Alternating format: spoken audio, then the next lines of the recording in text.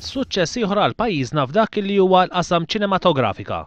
The Medic huwa film Malti li għadu kemm rebaħ premju prestiġjuż fil-Festival Internazzjonali tal-Films f'New York.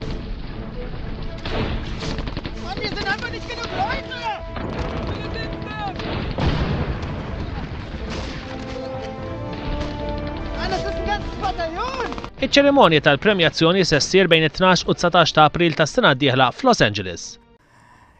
Hemm kien mal-oħrajn, però u dejjem nistenna biex speċi nirċievi dik l-aħbar jekk intażil xi le, għax dak huwa l-ewwel pass.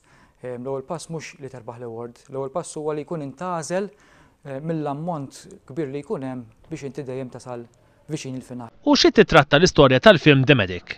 Ed ambjentata fi żmien World War II fl-aħħar tal-Imperu Ġermaniż.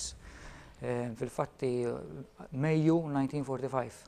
U naħseb li l-riżultat, il-messaġġ wassaltu. F'The Medic jieħdu sem Elvin Cacciattolo, Colin Willis, Franz Medek, George Ketkuti, Ryan Gallia u Sven Stray.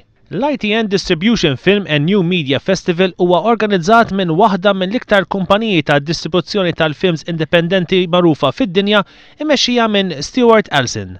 Fl-aħħar sena Elson ipproduċa l-film Brutal illi fih ħaddu sem Peter Green illi der f'Damask u Pulp Fiction, kif ukoll Mysteria bis-sem ta' Danny Glover, Billy Zane, Martin Landau u Michael Rooker.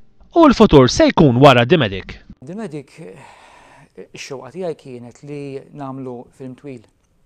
Però minħabba l-finanzi speċi ma stajtx nagħmlu twil. U naħseb li The Medic jasal saw. Jiġifieri daħħaltu għal festivals, Malta u barra.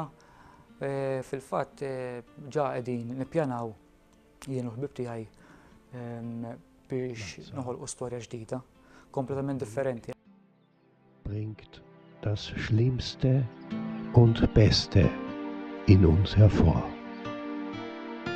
Ich habe beides erlebt und gesehen, wie das Gute triumphiert.